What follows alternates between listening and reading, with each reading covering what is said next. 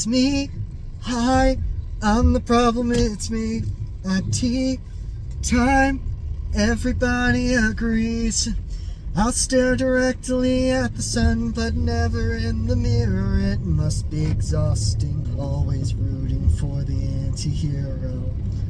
Welcome back to StillerBros at the Movies, and no, I'm not going to sing that Taylor Swift song. I really hate Taylor Swift's songs, so I'm not going to sing it. That's called character development, ladies and gents. So today we are seeing something slightly different, but not really, because it's a Marvel movie again. The Thunderbolts, asterisk. Just Thunderbolts. Lose the Right. That's for when they do the reboot with James Gunn attached. Yes. But Thunderbolts, with an asterisk. What does the asterisk mean? We're about to find out. Yes. So this has been in development for a little bit. At one point, yes, James Gunn was going to direct this at one point. But the thing is that a lot of stuff shuffled around, and in case you're wondering what the Thunderbolts is as a team, it's basically Marvel's version of the Suicide Squad. Yeah. A bunch of mercenaries, anti-heroes, and some actual villains being teamed up together by the U.S. government to do wet work that they wouldn't send actual soldiers towards. Yes. And this particular iteration of the team we're about to see in this movie has a bunch of characters who we have seen, some of which we haven't seen for almost 10 years now. Basically, this movie is the sequel to about 3 or 4 different movies. Yeah, so this time we have Florence Pugh, Sebastian Stan, David Harbour, Wyatt Russell, Hannah John-Kamen, Olga Kurylenko, and joining for the first time, Louis Pullman. There are some characters from a bunch of Marvel projects. At least one of them is from a TV show and not a movie, but still. These are a bunch of characters that people at least vaguely remember. Yeah. Like the one that I think people have the least amount of memory towards is Ghost, because she was from Ant-Man and the Wasp, which was a movie people saw, but I'm going to be entirely honest, unless I'm rewatching Ant-Man and the Wasp, I'm not remembering much from it. Yeah. And then we have Olga Kurylenko reprising her role as Taskmaster from Black Widow, but she only had like 3 lines in that movie. So at least she is going to need to actually get her own character development from nothing in this movie, assuming we get anything out of this. But one thing is that this really seems like one thing that they're doing is making this a sort of direct sequel to Black Widow. Considering the fact that 3 of the characters from this movie are characters from Black Widow, and Scarlett Johansson has an executive producer credit attached to it, they're really gunning for the idea that this is the sequel to Black Widow. Yeah. Especially since this is the first time we see David Harbour's Alexei, aka Red Guardian, and the most recent time we see Florence Pugh as Yelena Belova, aka Black Widow 2. Yeah. Plus, we also can finally talk about somebody who has been in the MCU for the last 4 years, but we haven't been able to talk about her because her appearances have always been a surprise.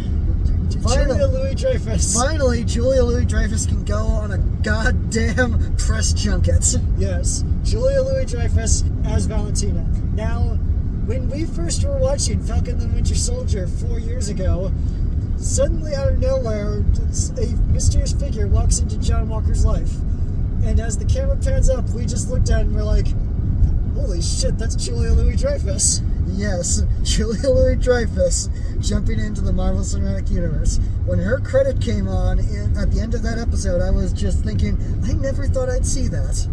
And now here we are, with her having made appearances in 3 of the movies, a postcard scene for Black Widow, and a cameo in Wakanda Forever, and now this. And yeah, she's been basically kind of one of those characters in the background, kind of building things up for certain events to happen.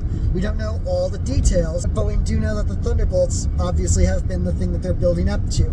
Yes, and this time around we have a brand new director to the MCU, but not unconnected to the MCU, because the director this time around is Jake Schreier, known primarily for his movies Robot and Frank and Paper Towns, but known more for the fact that he is big-time music video director, and he also directed the Netflix series Beef. It wasn't a weird thing to hear that a director who had never really made any substantive action movies suddenly was showing up in the MCU, because Marvel movies have basically been to a point where literally a lot of directors are just kind of going from indie movies to suddenly, would you like to direct a movie with Iron Man in it? And it didn't hurt the fact that Jake Schreier is actually really good friends with John Watts. So he probably heard from his friend about how awesome it is to work for Marvel, and he was like, oh yeah, I'm going to work there. But Jake Schreier is not the only person working on this movie with some kind of pedigree. At a certain point, Marvel made an A24 style trailer to point out all the people who have worked on various different projects for A24 and other indie movies. Like, for example, the music is being done by Sun Lux, the composing trio responsible for the music for Everything Everywhere All at Once. Yes. And obviously they've gotten a really good cinematographer, which you kind of need when you're dropping Florence Pugh off the side of the second largest building in the world. And of course we also have the writer Eric Pearson coming in to co-write the script, having to come off of Black Widow and Thor Ragnarok. But yeah, we don't know a lot about this. A lot of the advertisements has been purposefully vague because we don't know, because Marvel's really good at keeping certain details under wraps. I mean, obviously they're keeping the idea that this is just a group of misfits fighting a gigantic threat. It's basically imagine if Superman just suddenly got it into his head that he could rip the ceiling off the Oval Office and take the president. Thank you, David Harbour, for being in both of these movies, so yes. I can make that joke. Yes. You were in the bad Suicide Squad movie, and now you're in Marvel's version of the Suicide Squad movie. Hopefully, it's the other good Suicide Squad movie. Yes. Speaking of presidents, we've been getting conflicting reports on whether or not Harrison Ford is going to be in this movie. Mostly because at first it was just like, well, the guy is named Thaddeus Thunderbolt Ross, so maybe he'll play a major role since he's the namesake of the team.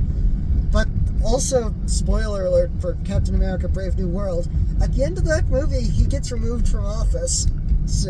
And we're just going to take a quick second to ruminate on the idea of a president doing something that is very obviously and unequivocally bad, and instead of arguing about it, we just kind of decide that he's not allowed to be president anymore.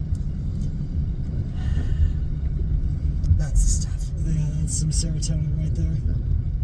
Alright, snap back to reality. But, yeah, we don't know if Harrison Ford's in this movie. For all we know, that was just a weird tangent. Yeah. But, for right now, Thunderbolts looks like an epic action movie, the likes of which Marvel has not had in a long time. And it's something that we're really excited for, just to always be excited to go for a Marvel movie, especially since with the cast announcements, all but one of the cast members in this movie is confirmed for Avengers Doomsday. Yeah, which they're shooting right now for future reference as to what's going on. Literally started shooting Doomsday yesterday. So, yeah. We'll just kind of have to see what Thunderbolts is like. Is it going to be the big, epic, stunt spectacular while also being a kind of grounded story, or is it going to be a bunch of wacky guys doing wacky things in a wacky situation that just happens to involve superheroes?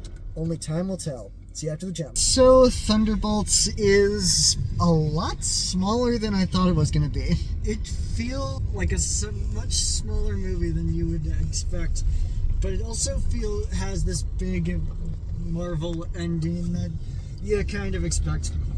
Yeah, there's a lot more intimate character beats than you would expect in a team-up movie like this. When it comes to the Marvel team-up movies, this is a little less Avengers and a little more Guardians of the Galaxy, where it's just a bunch of people getting together, sharing their trauma, and eventually coming together to save the world in a way that's not always just punch the bad guy. With a post-credit scene that is very amazing, and we're so excited for that. But yeah, this is a movie that kind of builds more on the character beats than the action sequences in a lot of places. So let's get into it. This is very much an ensemble piece, but It's more or less Yelena's movie, so Florence Pugh gets the lion's share of the acting work when she's playing off of most people. Yeah, but it's most of the characters we spend time with are Yelena and Alexei and Walker and John Walker. The two characters I feel get the shaft the most really are Bucky and Ava. Because Hannah John-Kamen and Sebastian Stan are there, they are members of the team, but it almost feels like they're kind of there because they wanted to have a couple extra members of the team, and it's like, well, they were kind of members of the team in the comics, so let's put them in. But of the team, it's basically those three plus newcomer Louis Pullman as Bob. Bob is like a very interesting character, probably one of the most interesting characters in the entire movie. But it's just kind of one of those things where Bob is a character that kind of is the emotional anchor of the movie, mostly by virtue of what his character can do. At times, it feels like they're playing him up as a joke, but the joke doesn't land because you feel sorry for the shitty life he's been through. And there are times when it does indeed lean into the, hey, look, we got a bunch of indie filmmakers making a Marvel movie with some very everything everywhere all at once style gags. Like, literally, there is a sign spinner fights a bunch of people with kung fu moves gag. Yeah. And also, we've got a lot of stuff like Julia Louis-Dreyfus playing fantastically the evil villain who knows how to play the political game. Yeah, I feel like we're going to see more of her later on, but for what she did in this movie, it was pretty good. This is our first time really getting her through most of the movie, so it's awesome to see more of her. She's been pretty good so far, and I can't wait to see more of her going forward.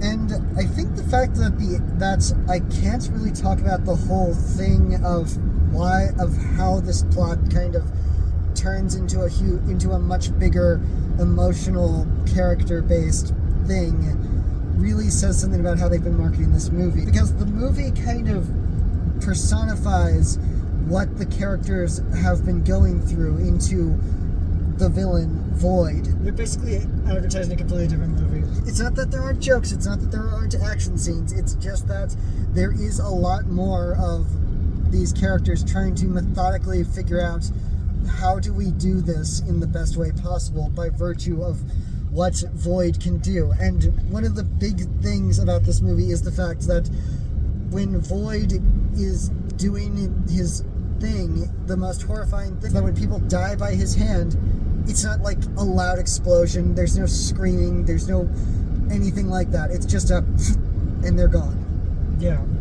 But really, it's just kind of insane what they did, where they have took this big superhero movie and just turned it into this intimate character study. There's whole scenes of the characters sitting around in a room, kind of comparing notes in their backstories between Walker and his military background and what's been going on with him since we last saw him in Falcon and the Winter Soldier. Ghost's whole thing where she's spent the majority of her childhood in a lab because of her weird phasing ability. Yelena obviously growing up in the Black Widow Red Room, and there's so much more. And then all the stuff that with Bob. Yeah, and the fact that we get right into the action and we're just going at a click pretty quickly, like we're maybe like 10-15 minutes in and everybody's met each other. And this isn't like with Brave New World where it's like there's a lot of people talking about politics and stuff in this, where there is some political talk. Like literally one of the major story beats revolves around an impeachment inquiry. God, wasn't it great when those get to happen? But it is a situation where the characters are allowed to have action scenes. And when they talk, it's mostly just character stuff. And I know we've been saying that a lot because, yeah, that's it. And we can't go deep into spoilers because there's a lot of spoilery stuff that this movie wasn't advertised as. Thunderbolts is very much a movie that lives and dies off of the back of performances and direction, because I never thought I'd say that about the movie that's advertised as like, hey, let's do a big military action movie with like hardware and bullets flying and everything, but the trippy visuals in the third act just kind of create this environment, this feel of perfectly executed discomfort when the characters need it. Yeah. Like, there's no scenes in the first 4 Avengers movies where there's a whole scene where the Avengers fight a room as a personification of trauma. I mean, kinda in Age of Ultron. Whatever. The important thing is that Thunderbolts is a lot more intelligent than most people, I think, would give it credit for. That's not to say that it's like this super smart movie that you just don't get if you don't watch it the right way. But it's a movie that very much, it has a thesis statement. At times does definitely say it out loud so that the people in the back can be like, oh, I understand what you're trying to say with this movie. But it can also be more subtle with its thought process, where it spells out the thesis without actually being like, this movie is explicitly about this. It's just, oh, we're going to deal with this now. Even if this is one of those Marvel movies that it probably would be best not to go in completely blind. Yeah, if you really want to get the full experience, you are definitely going to need to at least rewatch Black Widow, but ideally, you know, like, rewatch Black Widow, Falcon and the Winter Soldier, maybe Ant-Man and the Wasp, so that you can kind of get a feel for who these characters are. There's whole scenes with Alexei and Yelena that you probably won't get the full experience on if you haven't recently rewatched Black Widow, though I assume that most people who didn't rewatch Black Widow in preparation for this will at least be able to get at least a little twinge at their heartstrings from the stuff that happened previously in the movie. Yeah.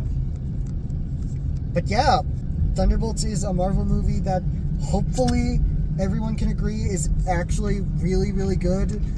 And I hope to see what happens next in Avengers Doomsday when these characters come back. Yep, we got a whole year to wait for it though, so. But that's it for right now. Be sure to like this video, subscribe to this channel, leave in the comments what you may or may not have thought of Thunderbolts, asterisk. And don't forget to tune in next time when either, oh yeah, you took the red one, or we're just going to go on one last little run. Bye.